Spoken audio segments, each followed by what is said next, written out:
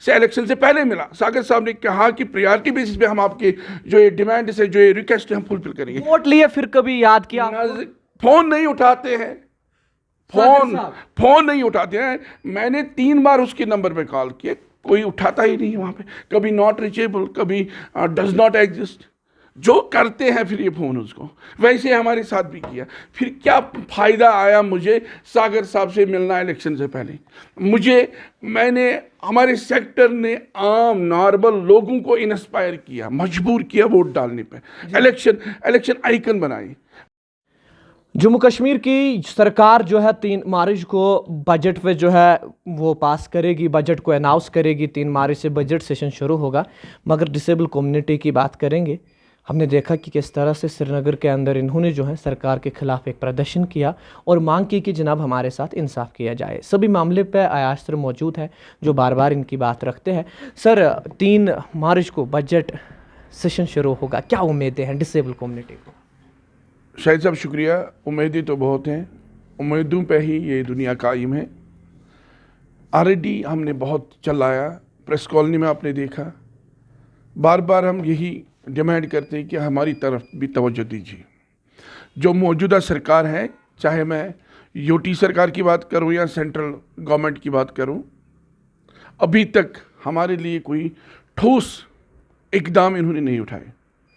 Already election से पहले मैं खुद अली मोहम्मद सागर साहब से मिला, उसके सामने अपने रिक्वेस्ट रखे एंड ही एश्योर्ड मी कि जब हम इक़्तिदार में आएंगे हम आपके सारे जो मसले हैं, डिमांड्स हैं, वो हम फुलफिल करने की कोशिश करेंगे।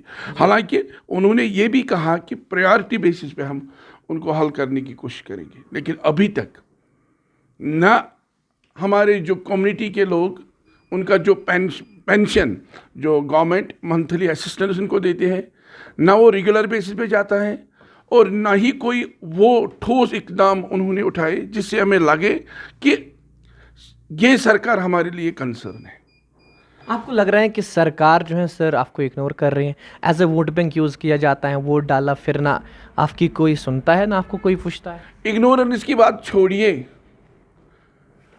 कई दहाइयों से इस सेक्टर की तरफ किसी ने तवज्जो नहीं दिया।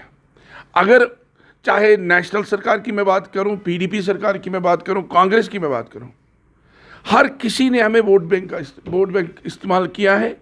वोट ले लिए हमसे, फिर हमारी सेक्टर की तरफ तवज्जो ही नहीं देते थे।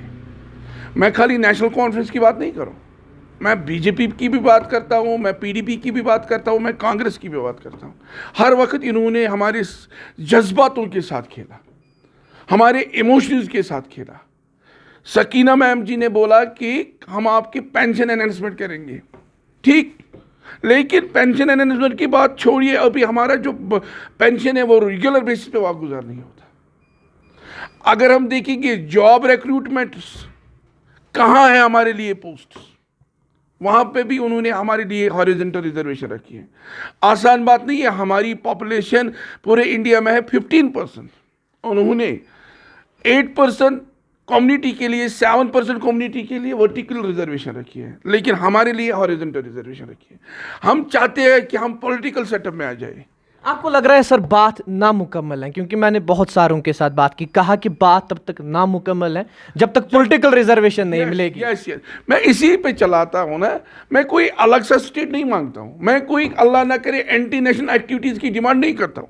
मैं चाहता हूं कि हम भी इस देश की खिदमत करें, मैं चाहता हूं कि हम भी इस पॉलिटिकल सेटअप में आए, ताकि जो हमारे मसले हैं ये हमारे सेक्टर के बगैर, जिसके अंदर ये पे ना हो जाए, मुझे नहीं लगता है कोई एक नॉर्मल बंदा एक स्पेशली एबल्ड पर्सन की पेन को समझे। नहीं हो सकता है ना।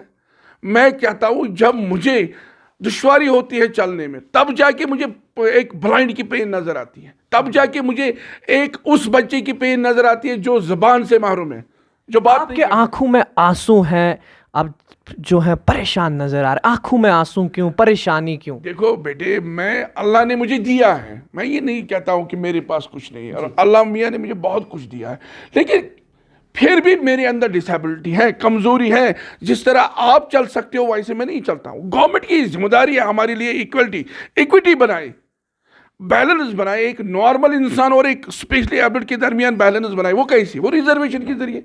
रिजर्वेशन का नाम ही नहीं है कहीं जगह। कल मुझे एक बंदा यहाँ से फ़ोन कर रहा था सीर से, सर मेरे पास बीपीएल राशन कार्ड था, वो भी मुझे कट किया, मुझे उन्होंने अब एपीएल में लाया। मैं कहता हूं अगर एक स्पेशली एबल्ड पर्सन के पास लाखों की प्रॉपर्टी हो, करोड़ों की प्रॉपर्टी हो, तब भी वो स्पेशली एबल्ड है, तब भी उसको रिजर्वेशन की जरूरत है, तब भी उसको एपीएल जुमरे में नहीं लाना चाहिए, एएवाई में लाना चाहिए। अरे यार, उनकी प्रॉपर्टी को आप मत देखिए, आप उनका एक फिजिकल वीकनेस आप देखिए, उसके अंदर फिजिकल वीकनेस है, उसकी प्रॉपर्टी क्या करेगी उसकी प्रॉपर्टी? जब हालत ना हो तो प्रॉपर्टी को हमें क्या करना है, हमारे इनकम को क्या करना है? ये गवर्नमेंट की जिम्मेदारी बनती है कि हमारे एक बैलेंस बनाइए। वो किससे बनती है? रिजर्वेशन से। जॉब्स में रिजर्वेशन होनी चाहिए, पॉलिटिकल में हमारी रिजर्वेशन होनी चाहिए, इकोनॉमिक्स में हमारी रिजर्वेशन होनी चाहिए। जहाँ जहाँ पे हमारी जो एक लाइफ स्टैंडर्ड अच्छा बना से इलेक्शन से पहले मिला, सागर साहब ने कहा कि प्रायोरिटी बेसिस पे हम आपके जो ये डिमांड से जो ये रिक्वेस्ट है हम फुलफिल करेंगे। वोट लिए फिर कभी याद किया? फोन नहीं उठाते हैं, फोन नहीं उठाते हैं। मैंने 3 बार उसके नंबर पे कॉल किए, कोई उठाता ही नहीं है वहाँ पे। कभी नॉट रीचेबल, कभी डज नॉट एग्जिस्ट। जो करते हैं फिर ये फ़ोन उसको, वैसे हमारे साथ भी किया। फिर क्या फ़ायदा आया मुझे सागर साहब से मिलना इलेक्शन से पहले? हमारे सेक्टर ने आम नॉर्मल लोगों को इंस्पायर किया, मजबूर किया वोट डालने पे, इलेक्शन आइकन बनाई।